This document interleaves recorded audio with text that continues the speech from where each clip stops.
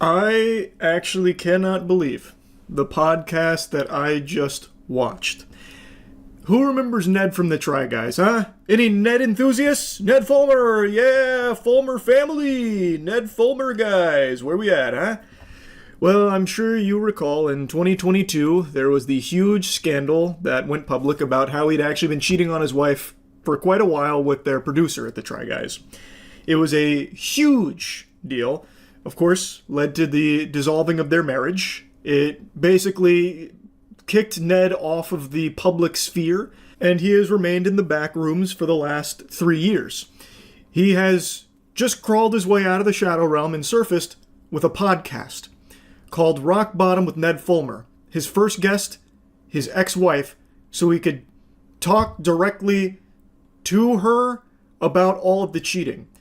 It's like podcast therapy or some shit, and it actually makes me think podcasting should straight up be illegal or have like some kind of like rigorous vetting protocol in place where you need like a license to own podcasting equipment. This is fucking agonizing. It takes so much to make me turn something off that I've committed to watching. I will stomach any amount of like revolting dog shit this planet has to offer. I could watch Two Girls, One Cup 100 times back to back to back to back to back to back to back without even blinking.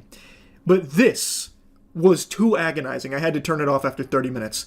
It is brutal to sit through. I can only imagine what she was feeling with this, because he kind of like talks about himself as if he's like some kind of a victim, like a survivor of his own cheating scandal. It's weird. You have to see this. Strange to think that people are watching this and listening to it rather than just being in like a therapy setting. Oh, heck yeah. It's terrifying. Yeah. It's absolutely, yeah. I mean, I'm on the verge of like standing up and walking out of this room. Absolutely. Understandable. And no one on the planet would blame her if she did. I think that is a totally reasonable response. It is still so baffling to me that this even got made in the first place, to be honest. Now, Ned did give like a pre-game speech here, but I just wanted to show you that he did actually sit down with his ex-wife and have an hour-long discussion with her about him cheating and him like prodding her, poking her like, and how did you feel about that? Yeah? Wasn't good, was it? Thought not. It's so fucking weird. Hi, I'm Ned Fulmer. 3 years ago, I cheated on my wife with my producer. It became a massive public scandal that caused a lot of pain to a lot of people. I know that I represented myself as a kind of wife guy who talked about his relationship and put that out there for public consumption. Big wife guy. Ned Fulmer used to be synonymous with wife guy, I think. I don't know. I was never the biggest consumer of Try Guys content, but from what I understand, that was like a core part of his identity, like his whole personality revolving around like being the wife guy. So of course that made everything even worse for him, even though it was already extremely bad. Now, this has been pointed out by a lot of people, and I don't know if this is how he's always been, if he's just this kind of quirky, zany guy who likes vocal fry, but a lot of people mentioned, and it's very clear, he is putting on, like, an extra dollop of vocal fry. It is brutal to listen to. It sounds like out of a cartoon when a character is mocking somebody else. Yeah, I may have presented myself as a wife guy. It's so, like nails on a chalkboard. And you, as a viewer, I know that I broke your trust. One step is to publicly witness the pain of my partner, Ariel. This is a conversation with Ariel in this video. It's painful at times. It's honest, vulnerable, brutal. But why? Why do you want to broadcast you publicly witnessing the pain you have caused your ex-wife?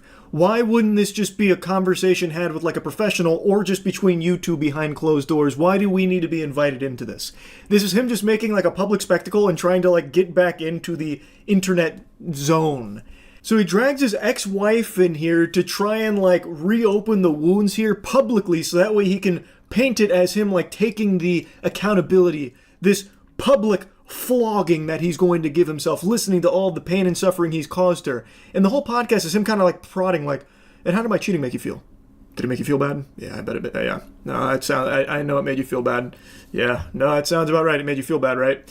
All while he's filming it to try and milk this devastating event that she's gone through for his own personal views and his own attempt at a comeback. That's how it seems.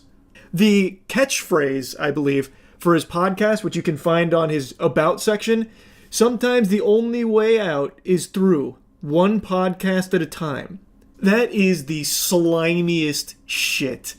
Oh my god. As disappointed as we were that something so private and painful became such a public spectacle, I get why people were so outraged, and I understand that that is the reason that she can't move forward with any sort of public thing without addressing this. So this is that. This is... I'm going to have to call Dirty Barnacles on that right there. I don't buy that reasoning at all. He is literally launching a podcast off the back of his ex-wife being the first guest in it. And he's trying to paint it like he's doing this so that way she can move on because all this went public and, you know, it's taken such a huge toll and she wouldn't be able to do public things because this would get brought up from the past. So this is how we're both going to heal and move forward. Like, I completely understand that for her in particular, her having any other, like, public-facing job or something, this would be brought up. I get that. And that is very difficult, no doubt. But this does not seem like Ned Fulmer just trying to do something to help her not have to deal with something like that. I feel like this is a necessary thing. Yeah, we've kind of been just keeping our lives very private for the last 3 years. We have. And just almost hiding from the world. We have been hiding. We've been hiding from the world. And I'm not going to lie, it's been kind of great. Mm. Now, I felt I needed to include this section in here because she is saying that she believes it was also somewhat necessary to publicly discuss this finally after so long, but that the time they spent away she's felt is kind of great. But since this was a public thing, it seems like she agrees that there needed to be some kind of like public resolution to it to move on. Now, I'm going to go against the grain a little bit here. I don't think it's necessary. You do not owe strangers online an explanation to how private matters were handled. Yes, this did happen in the public eye with the scandal, blowing up and the cup runneth over on Ned's unfaithfulness, but that doesn't mean that you need to do anything further publicly just for the internet to bear witness to. But if you do feel like there is like some kind of obligation to have some kind of like public, closure to it, is this really the best way to do it? Because to me, it really feels like Ned is using this as a self-serving thing. This is the kickoff to his podcast, and this is obviously something he knew would get a lot of views. To me, it feels more like a calculated business call as opposed to something to try and help both of them like heal and move forward. Myself to strangers. It's like, oh, let's exchange Instagrams. I'm like, well, right? Here's mine, but couple of caveats.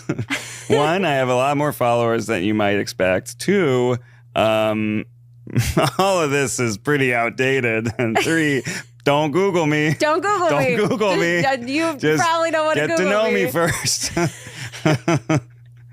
Yeah. Oh my goodness. You don't want to be just sort of seen as the sum of your mistakes for me or the sum of your past for you. I cut a lot of this section out here, but Ariel mentioned how like making friends has been a little weird because of all of this, because they'll come into it with some kind of like preconception based on what they've seen from the public and such. And Ned immediately is like, well, actually, me too. I'm going through something similar. I'll try and make a friend, introduce myself, and they like ask for my Instagram. I'm like, whoa, bump the brakes, buddy. Instagram, I don't know about that. Whatever you do, don't Google Ned Fulmer. Definitely don't do that. You don't want to be viewed with some of your mistakes, or I guess in your case, Ariel, the sum of the past. Am I right? Yeah, we're kind of like two peas in a pod when it comes to this problem we're both experiencing. And he's like trying to like meet her in the middle there, like relate to her.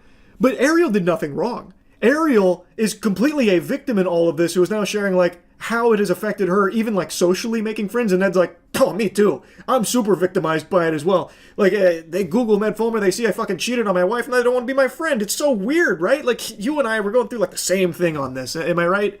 Like, this is what I'm talking about, where I feel like Ned's not actually trying to like help, move forward here. It really feels like this is just his springboard for the podcast. We are still friends. We have children together. We go on trips together. Right. Like, there's a spectrum of being together, not together. Right. Like there's ways in which we're together, but it's like the way that everyone wants to know, like, are you guys still like an item? Are you guys still a couple? Like, no. We really haven't been at all this last 3 years. No, we haven't. So I've been saying ex-wife this whole time, but now that I'm rewatching this section, that's not the case. Apparently they are still technically married, but they are separated. They are not like dating. They're not a couple anymore, but they're not divorced either. And I think that might have been covered later in the podcast, but like I said, I could not stomach this whole thing. It's actual misery. It is literally like this miasma of like sadness. So I didn't finish the episode where that might have been addressed, but this whole time I've been saying ex-wife. But that, I guess, is not the case. What is for sure, though, is that they are not together, and she has not forgiven Ned for what he's done. People ask me, like, do you forgive Ned for what he did? And, I mean, the answer is no. Absolutely not. How can you forgive somebody for lying to you, for cheating on you? No. Fuck no. Like,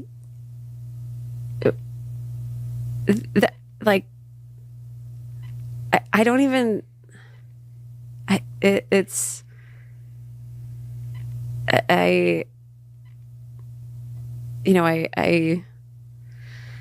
sorry, I saw red for a minute. It's like, no, the answer is no. Yeah, that checks out. You should not forgive somebody that has done what Ned Fulmer has done to you. Absolutely not. And I'm really happy to see her just come down with the iron fist like, fuck no. Absolutely not. And Ned just sits there, hitting one of these. It's hard to hear you saying like, fuck no, I don't forgive you. Like, of course I get it. I mean, you're still, as much progress as we've had, you're still very angry. Yeah, of course I'm angry.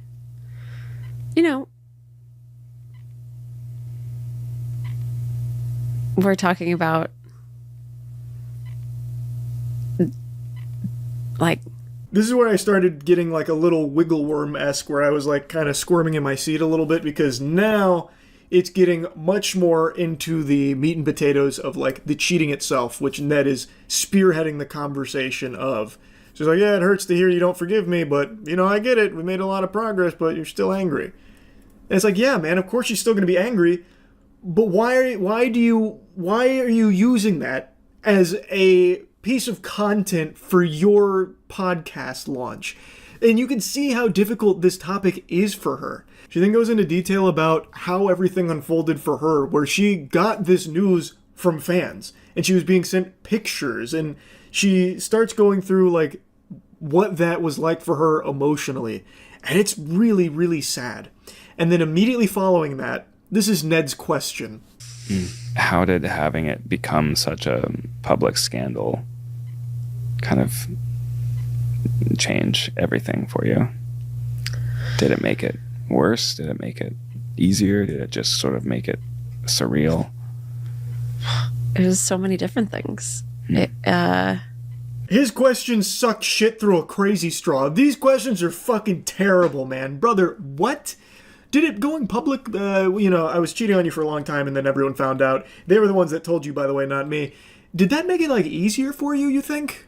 Just explain that to me a little bit, if you don't mind, about how public how public it was. What was that like being in the middle of that, if you don't mind? And then his next question, I think, is his worst one. What was that moment like when everything changed for you? Awful, obviously. What was that moment like, huh?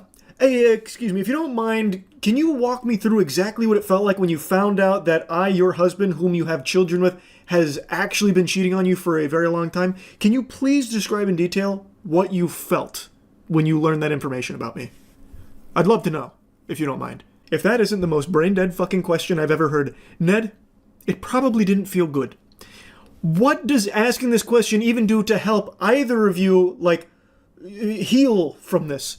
Please, walk me through the trauma when you learn that your husband, have been cheating on you for quite a long time. This is something, again, like I said, that should have been, with a therapist, not a microphone. Microphones do not do that job. And I'm assuming over the last 3 years, and based on the conversation, they have talked, in detail with each other and with others about this. Why bring it up for the sake of cameras to capture it for your podcast? That's why I'm saying this feels like it is all truly self-serving for Ned to try and, regain some kind of audience online. I think there was a lot of sort of delusions and rationalizations that you, as the person doing that, sort of are telling yourself as to why it's not so bad, or why it's going to be okay, or why actually this talked about it in this way. And then it's like, I remember that moment, it all just kind of fell down where This one I'm going to take a little pause break for a little halftime show moment here, because he's about to get into the most painful part, and this is when I turned it off. And what I want to make a mention of here is, for some reason, Ned is the one at the helm here. He's in the driver's seat and is basically, and this is something I saw August the Duck point out as well, he is mainly talking about moments as opposed to talking about how much he himself fucked up. He is entirely to blame for this, yet he is the one that gets to steer the conversation and talk kind of broadly about it and focus on this moment. What did you feel in that moment? As opposed to letting her talk about it and letting her kind of dictate where the conversation goes and the questions and that kind of thing. It is so odd, and it does feel unfair that Ned is the one that is spearheading all of it. It doesn't make sense, given that he is the one, the cheater, that did all of this, and yet he gets to be the one in control of this conversation here that supposedly he's doing to try and help her, move forward in a public-facing environment. totally could see how devastated and just completely traumatized you were. And then it was just oh, everything changed for me as well. I'm oh no, this is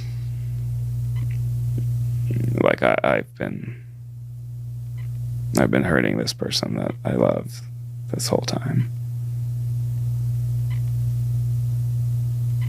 You didn't realize until then? Well, but then there's other things you tell yourself to kind of sort of compartmentalize, or I guess.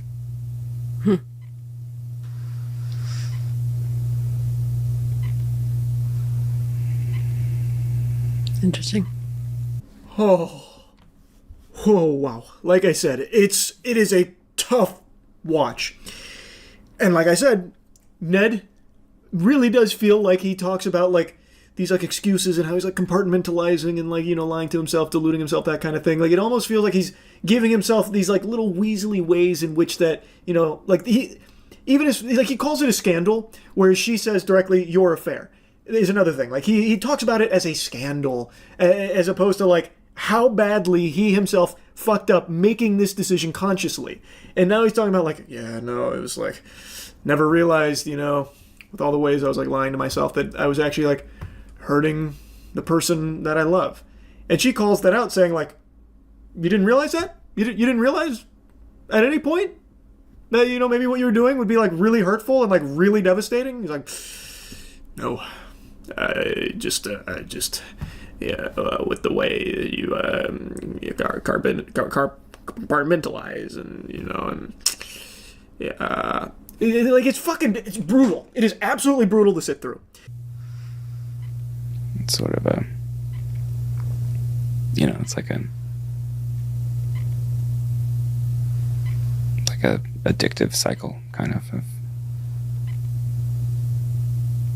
feeling really guilty and ashamed, and then telling yourself the ways in which it's,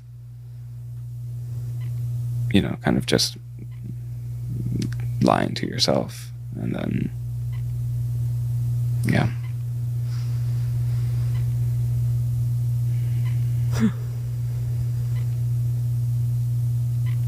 That sigh said 1,000 things without even needing words.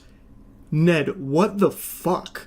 He's just bumbling. Like he is actually spitting mumbo jumbo. He's saying nothing. Literally nothing. Of like, well, what did you do to make him look elsewhere? Were you not a good enough wife? Were you not, did you not make him happy enough? And there's so much shame there.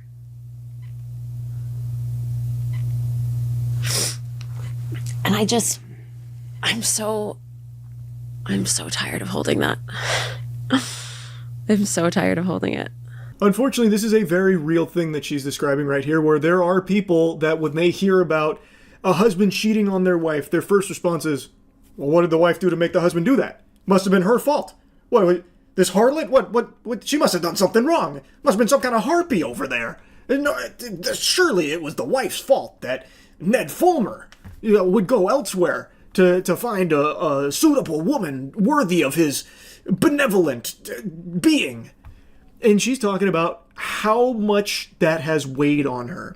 And she then directly asks him, how does it make you feel hearing this? That you did this to me. You have basically, put this hex on me in some people's eyes that will not go away. How does it make you feel to hear that? I don't think it's fair that as a society you're put in that position. It's certainly not true. And no, it's not something that I imagined as I was doing that. I think none of it was. If you really let it sink in just how much you're hurting your partner and how devastating it is, how could you do that? It's still very difficult now, even 3 years later, to see you in pain as you're talking about that. And I guess there's nothing I can do to change the past or to help. This right here sums up the Ned attitude for this. This is a very manipulative answer, in my opinion. She is giving a very real account of something that she now has had put upon her because of Ned. Even outside of the devastation to the marriage, there are people that will look at her a certain way because of what he has done.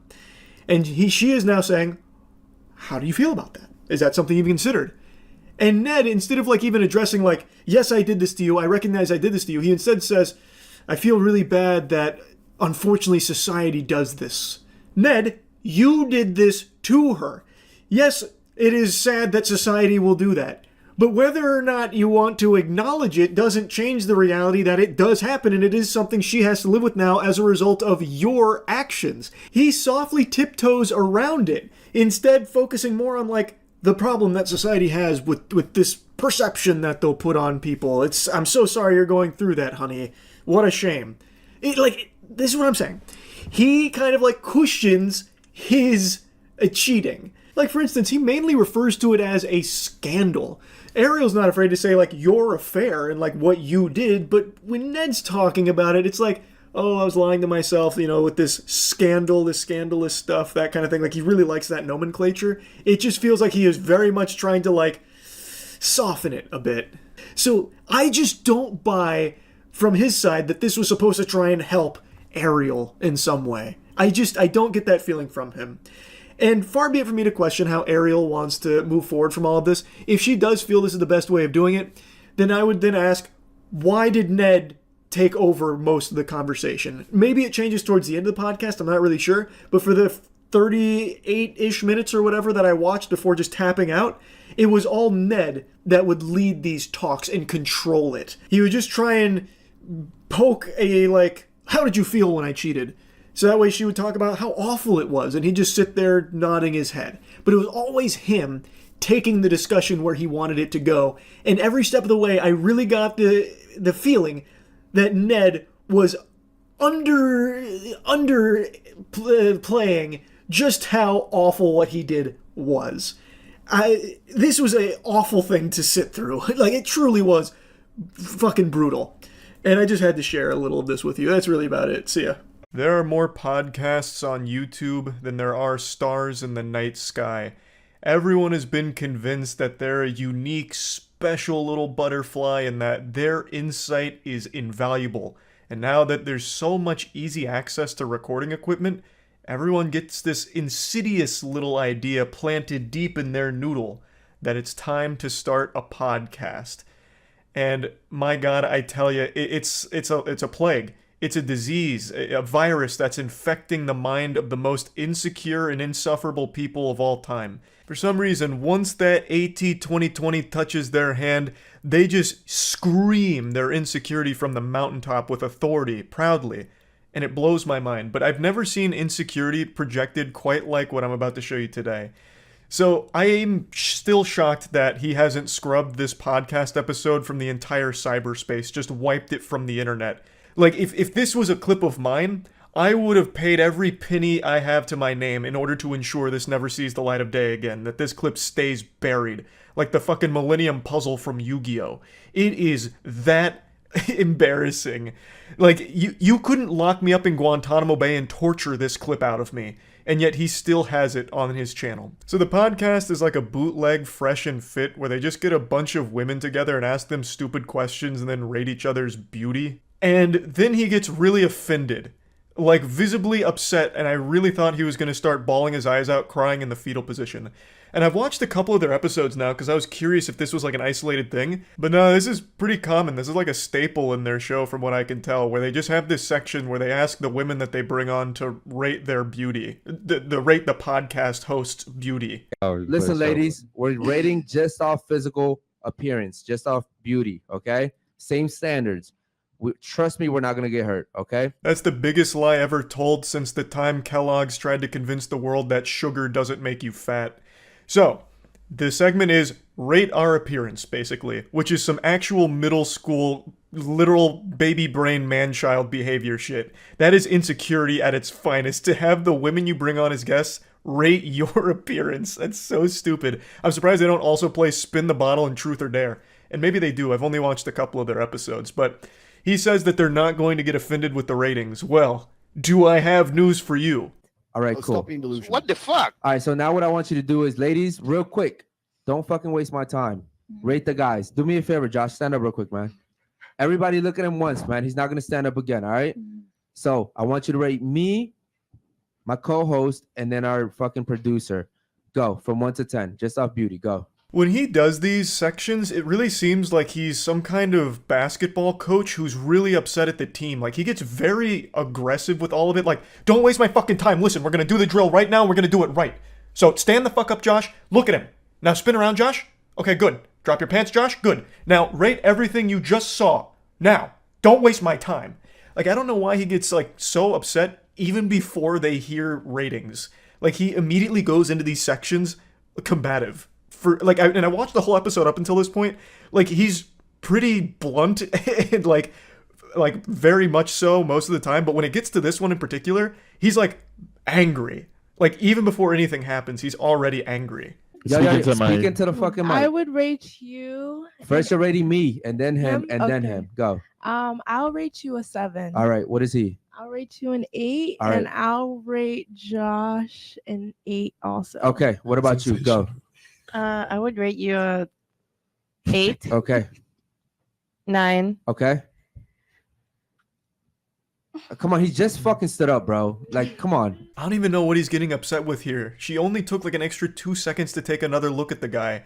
It's like he just lost a gold split in a speed run to this extra 2 second time loss. Like, it's not that big of a deal. I don't know why he's so on edge. It seems like he just really hates the guests that they bring on. Because when he's talking to his boys, he's like much more jovial and joking and smiley. But the second the conversation shifts to the rest of the class here, like the group of women over there, he turns into like a drill sergeant and starts getting extremely serious and loud. So I don't know why they even bring on women to this podcast when they don't even really want them there.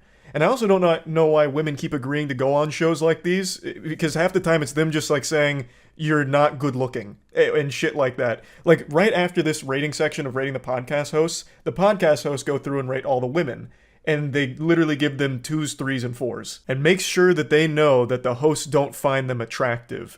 So I don't really get why women keep signing up for this shit just to get insulted by podcast hosts, and they don't say anything or do anything. Like, the women will insult each other sometimes. Like, they don't ever push back against the hosts at all, so then they just walk away looking silly from all of it. Like, all of it is just a net loss for the women that go on these shows. I don't know why they keep doing it. I would say 9. All right. What about you over there? Go.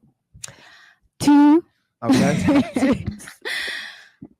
I would give him a 9. Okay. What is she over there? I would give him a 10 because Okay. he invited me. All right. So again, you sound like a stupid ass bitch.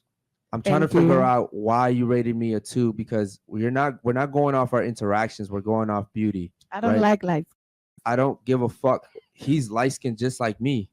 And you just gave him a 9. You gave me a 2. You only gave me a 2 because of the whole interaction that we've been having, right? So do me a favor, get the fuck up and get the fuck out. Thank you. Yeah, get out. Spoken like a man whose feelings weren't hurt at all and wasn't offended by the 2 rating. So he tries to justify it with, you only rated me a 2 because we had a disagreement earlier, which I guess they did, but even still, this is an extreme overreaction to getting rated a 2. The insecurity is palpable. You can fucking taste the salt here. So what the fuck?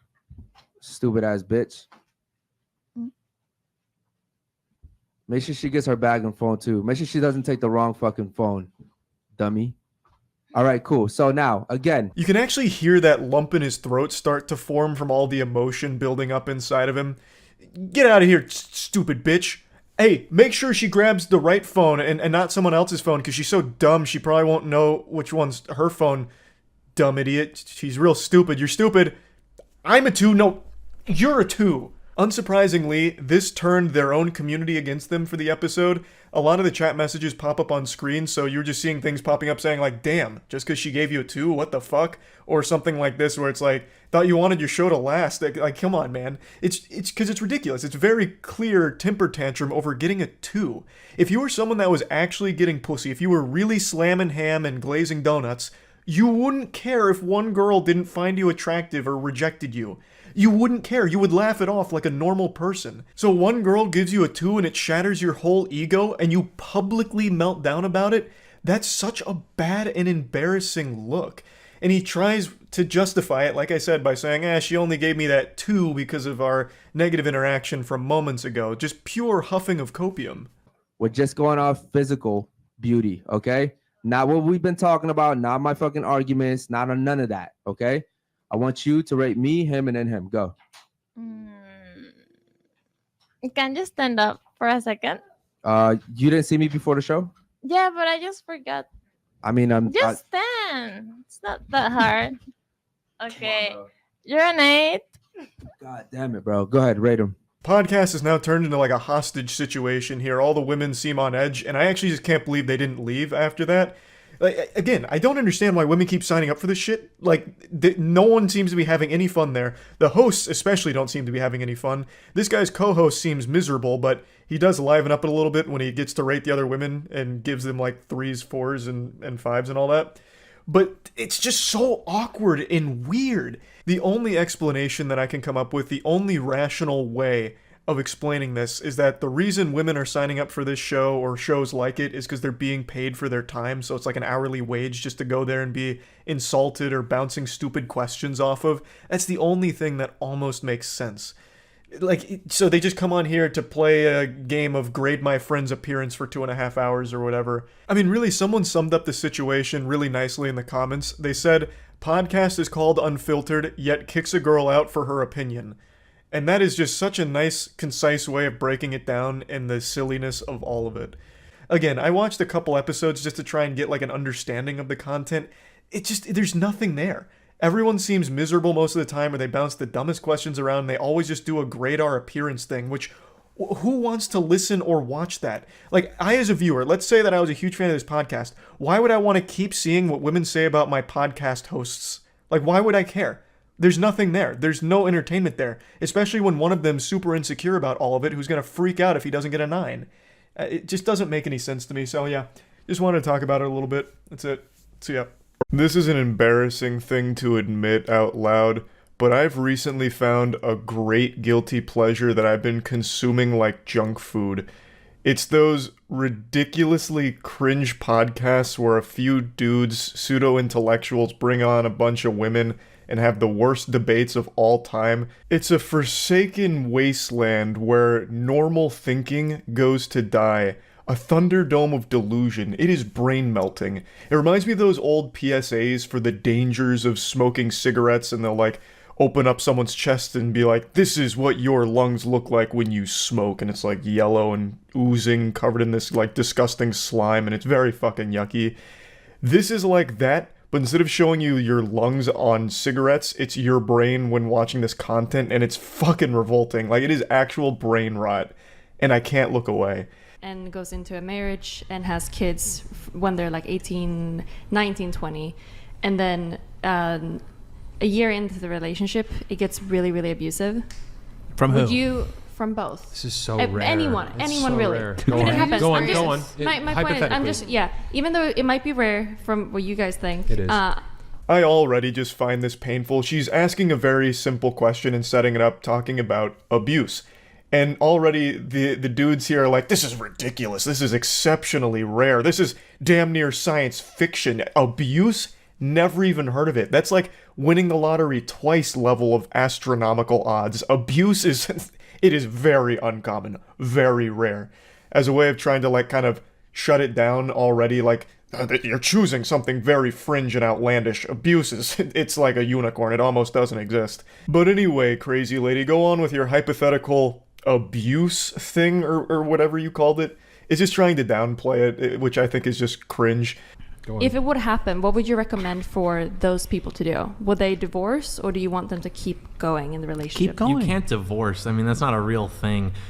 You can like separate. See, his Catholic background shines through. He knows. You can't divorce. You can separate, but you can't actually divorce. That's not a real thing. Even though it might be like physically abusive. You got to endure. People are too. You want to stick in the relationship. People are just. I mean, look, people I'm gonna be nowadays honest. are just.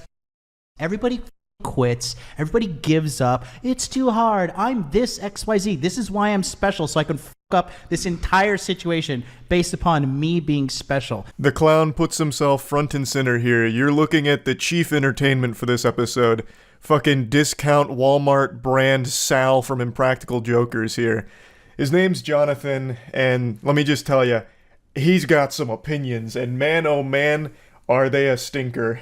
So, the question is very simple. If there's an abusive relationship, an abusive marriage, should the marriage end? You know, if the woman is being abused, or even if the man is being abused. The woman who asked the question, her name is Melina, and she doesn't just make it exclusive to women getting abused. Men can also be victims of abuse, something that Jonathan heavily disagrees with. We'll get to that later on.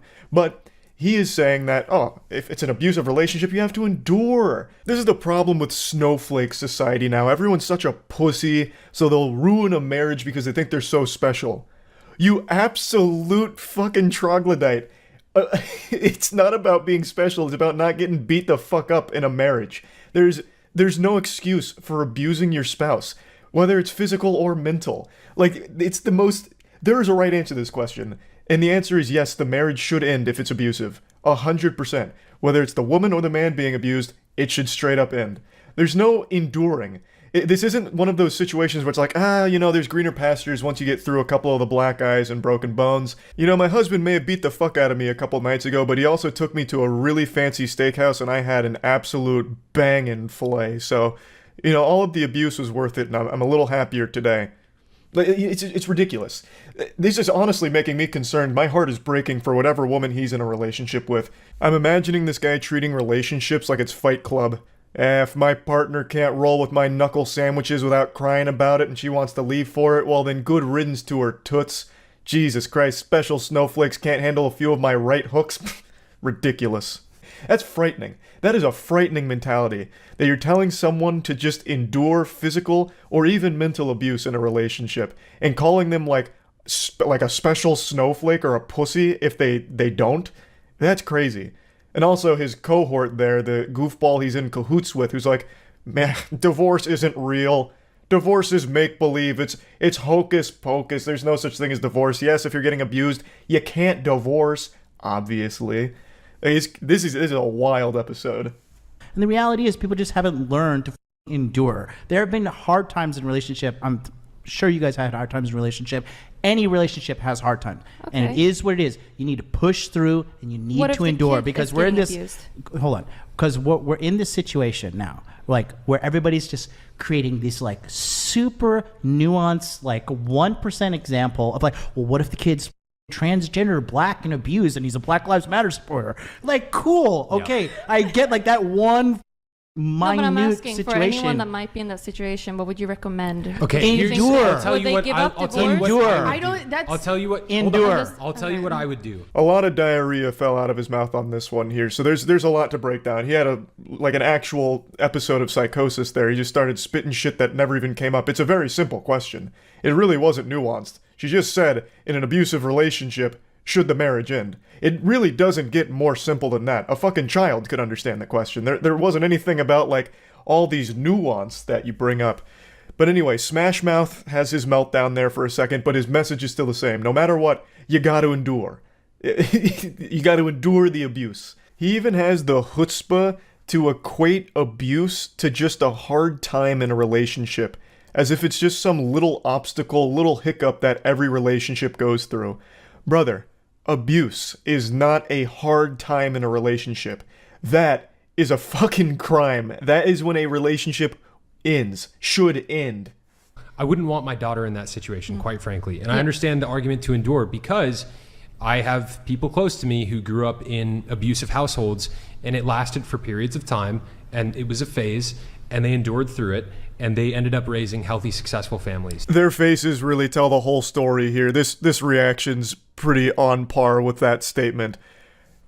Abuse is not a phase. It shouldn't be a phase. This isn't a normal thing. There's no reason to start normalizing abusive relationships as something every couple needs to go through or will go through. Abuse isn't acceptable. Full stop. Like, that's where... This was a really easy slam dunk for these dudes to answer. Should a marriage end when it gets abusive, whether for the woman or the man? And the answer is easy. It's yes. A relationship isn't something where there should be an abusive phase. If there is an abusive partner, that partner needs to seek legitimate help and get help for controlling whatever violent urges or impulses they have. But that doesn't mean that the other partner needs to stay in the relationship while they're getting that help, especially not if there's children in the household, because not only is it dangerous for the partner, it's dangerous for the kid to be around as well. I think it's very simple. I don't think it's that nuanced. Abuse just isn't acceptable. Like, that's a super easy thing for a normal person to answer, but we've cultivated this culture online where everything needs to be like a debate, even on the simplest topics. Like, you just saw Smash Mouth have that meltdown, like, oh, you're getting into all this crazy 0.1% example nuance of abuse and then all of these other factors, like, out of nowhere, when that wasn't even what was discussed. It is the easiest black and white question. to an extent. So they you weren't the would say healthiest that families. to stick in those relationships that might be abusive to everyone involved and a child, if there's a I'm child not involved? saying like, hey, That's stick an in the relationship and get the shit beat out of Okay, you by no, your no, no, husband. I'm I'm not not. saying an extreme. I think you guys- I'm just asking you what you believe. I'm on just this one telling you- specific thing. I- Even I'm if not it's a telling small you- extreme thing, I'm just asking you what you think if you should stick in that relationship or not. It is such an extreme example that I can't give a prescription for what other people should do. There is an element. God damn it, it's not even an extreme example. If you just Google it for like 15 seconds, there's so many different studies conducted on the topic, and according to a lot of the different numbers, all of which are a little different, but most of them agree that at least 20% of all marriages are abusive at some point in time. And that's just in reported cases. Like, it's not an extreme example. It's really not. But even if it was, it doesn't even change the question. Like, even in the extreme example here, it's still a very easy answer that, yes, that marriage should end. There is a problem. Now, this guy here is trying to play nice with everybody, so he's like, oh, yes, even this goober over here talking about endure. I mean, there's almost an element of something salvageable of his point.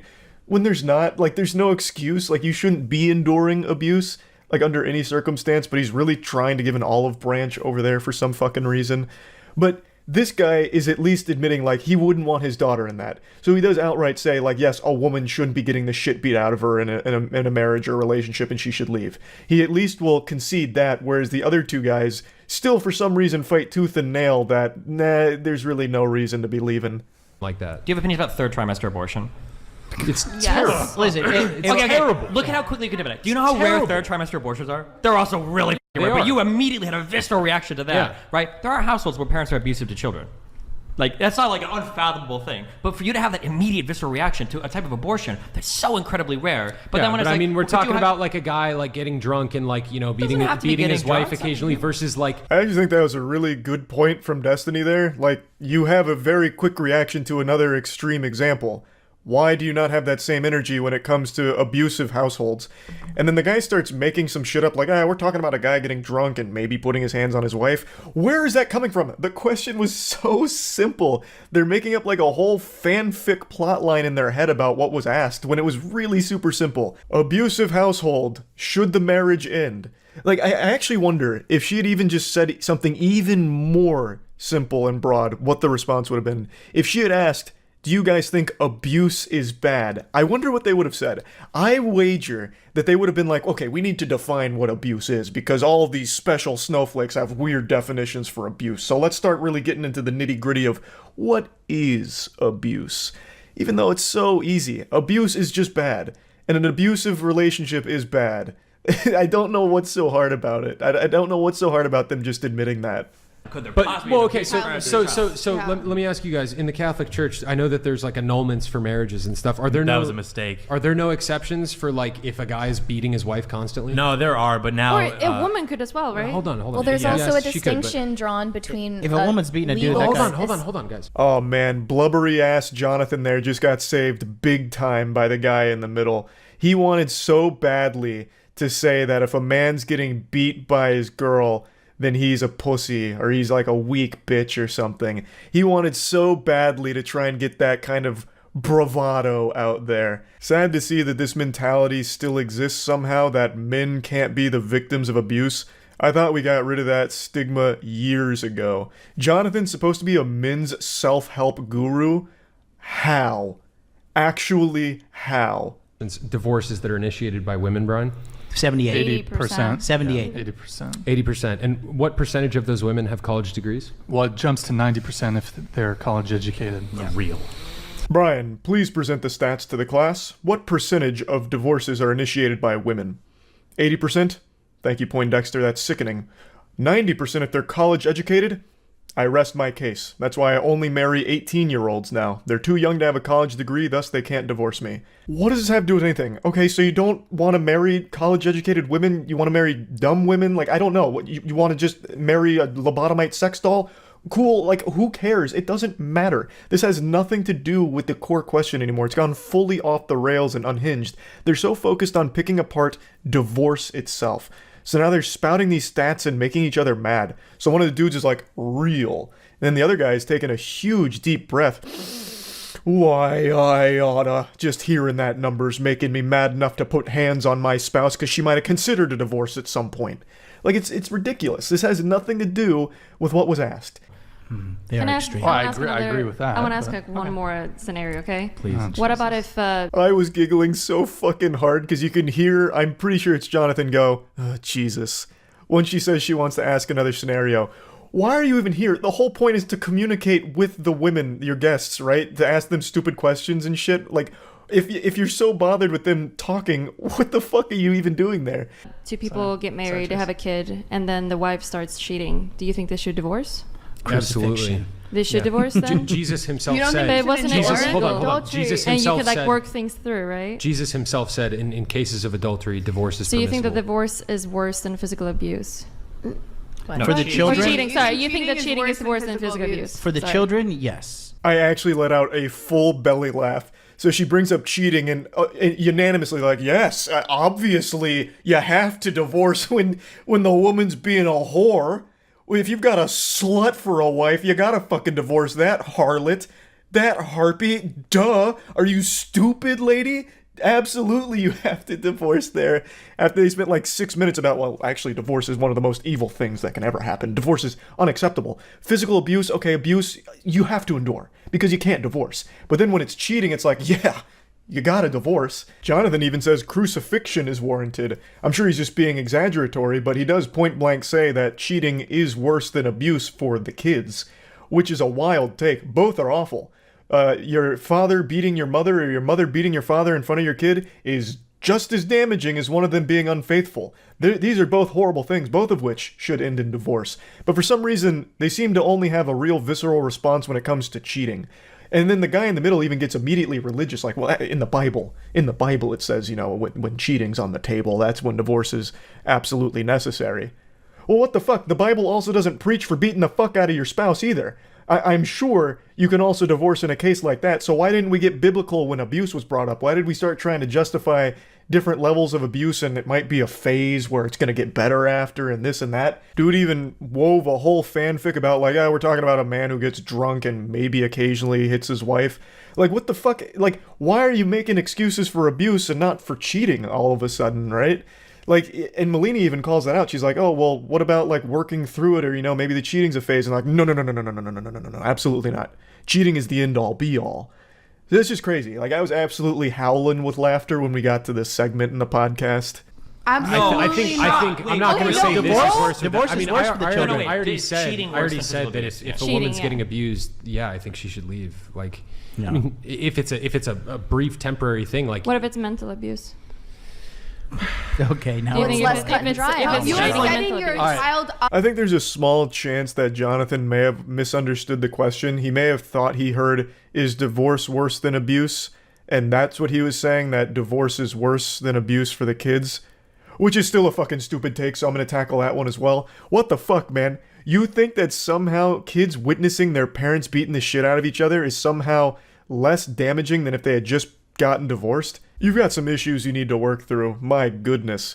And then also that lady that's behind them is saying that it's less cut and dry when it comes to mental abuse.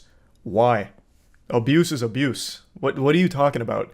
So far up until this point in the episode, she hasn't said too much. She mainly just kind of agrees with everything the guys say, but she says it's less cut and dry when it comes to mental abuse, which leads me to believe that she thinks it should be cut and dry when it comes to divorce for physical abuse, but she didn't say anything.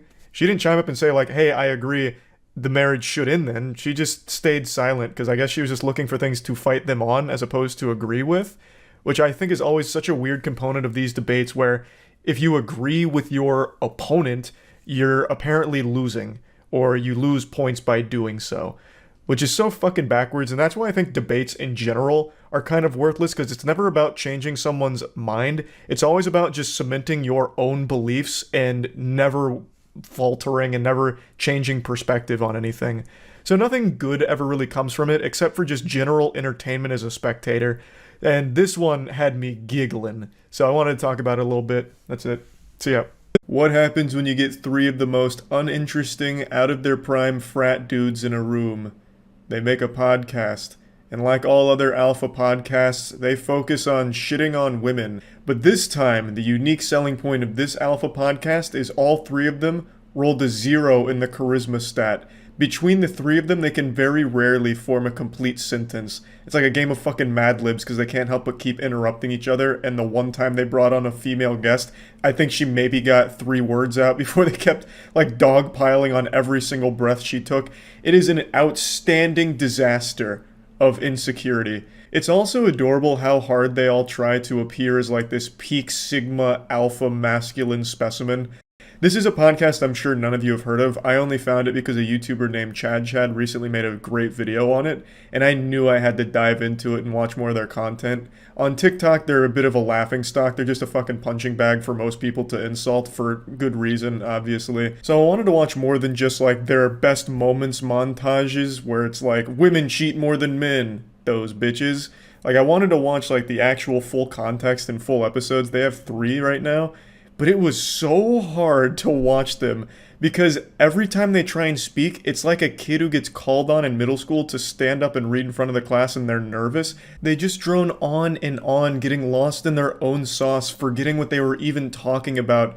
They just keep fumbling over words and they just keep placing new filler words in there and it makes no fucking sense. It's like, I have no mouth and I must scream some dumb shit, but they just can't do it. Let me show you. Yeah, plus like too, when you're in that bracket of fucking really financial, I'm not, but one day I will be, when I'm in that bracket of like being fucking rich as fuck. Right. I feel like, especially like, I don't know, like a lot of dudes get played for their fucking money. And, yeah, a lot. And they look like fucking fools. Because after a while too, money can only get you so far with getting pussy and shit. Well, it depends. At the end, and it's true, and like they'll be like, "Oh, fuck them, I'm tired of them." The fucking housewife. That bitch was plotting. He was plotting from the jump. It's funny because I was like, her personal need. Yeah, right. Which I don't understand. That's what I'm saying. So Yeah, like, fuck that. why are you gonna use my money that I fucking made to do something? Yeah. If you want money, you ask for it, and I'll gladly give it to you. Yeah, Because I don't want if you sneaking money out we're the day. financially fucking way better off than most. Yeah, But yeah, just don't like fucking. Yeah, I fucking agree. but like This was from the timeless classic Women Cheat More Than Men, their biggest episode and a real hit. I couldn't watch the whole thing because this is the whole thing. Stretch this kind of conversation across an hour and 15 minutes. It's impossible to sit through. It literally sounds like someone skipping through dialogue options in like a Fallout game. It sounds like you're just listening to William Shakespeare in Old English and none of it's making sense. I want to know what your boyfriend brings to the table, or what you expect him to bring to the or even any man. Not like we don't have to like focus on your guy. But just any what does a guy have to do? Respectful. Okay. So looks don't play a role in the first part. Gotta go. Just let her go. Yeah, let it go. Relax, buddy. Let it go. This was a really big moment for the podcast. They really went out of their comfort zone and brought a girl into the boys' club in order to get deeper insight into females. Unfortunately, she wasn't able to really speak that much because the crew didn't really like when she'd talk. So like right away they just ask, what do you want in a guy? And she says respectful. The fucking room goes silent and one dude's like, so looks don't matter then, huh? Like he just gets so deeply offended off rip. All 3 of their minds were blown. She said respectful, and one guy just, his whole soul is crushed like, what about looks, huh? What about looks? Are you lying to me, you crazy fucking harpy, huh? You come onto my podcast, you old battle axe, and you're spreading fibs? No, respectful doesn't exist. Not even a real word, not a thing. Looks, that's all that matters. That's what I've read on the forums. Don't fucking lie to me again on my own show. I say, if my wife lets herself go after I have kids with her, if I'm gonna tell her once, if you don't get your shit together, I still want to be sexually attracted to my wife, my spouse. But if you Even can't girlfriends. do that, girlfriend too, if you can't do that, I'm out. All 3 of them are pretty dumb, but this guy right here is like the superstar imbecile. Every time he says something, it's the dumbest shit. He was the guy that immediately got offended when the girl mentioned the word respectful. It was like a fucking vampire getting hit with sunlight when he heard that. He just started like melting and like in pain. All he cares about is looks and pussy, from what I gather. That's his whole personality. And anything that challenges his belief that looks are the only thing that matter in the world, he takes great offense to. So this video they disabled comments on because they were getting clowned on ruthlessly. And, you know, very un-alpha-like to be a coward and disable your comments. They're keeping the video up, and apparently they had a response to it, which they took down because they also kept getting clowned on with that. Can't confirm because I can't find it. Yeah, his whole point is super goofy. So my wife has kids with me, and then she stops getting hotter, and I don't find her hot anymore, and that's her fault. I give her one chance. If she doesn't fix herself, I'm out. Aging is cringe. So when my wife hits 40, I'm leaving her ass, and I'm going back to dating 18 and 19-year-olds. I mentally checked out of my last relationship for so long. But I don't want to Before say you broke up? Yeah. But another point. Goes the fucking show. Another point. No, but another it doesn't point. say anything. Hold No, up, it's hold not up. like anything bad. No, But no, it's not like you. after Hold up, everything I'm I've gonna been let you through. finish your point, and I'll let you finish your point. Guys at home watching, if you're fucking, once you'll know when your girl's mentally checked out, and when she's mentally checked out, she'll entertain any dude. I'm not saying you. There's always exceptions to the rule. I'm saying they'll entertain dudes. They'll fucking even cheat on. They don't give a fuck because once when their mind's gone, the vagina still could be there. But once when the mind's gone, the heart's gone, they are done. There's no coming back from that. So like, you know. Oh my god. He's absolutely right! Oh! He just blew the case wide open.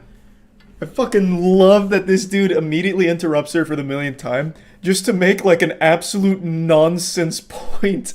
The vagina might still be there, but the heart's gone. The soul went to hell, and now she's cheating on you there. Right? And the Avengers music, oh, it just sounds so good.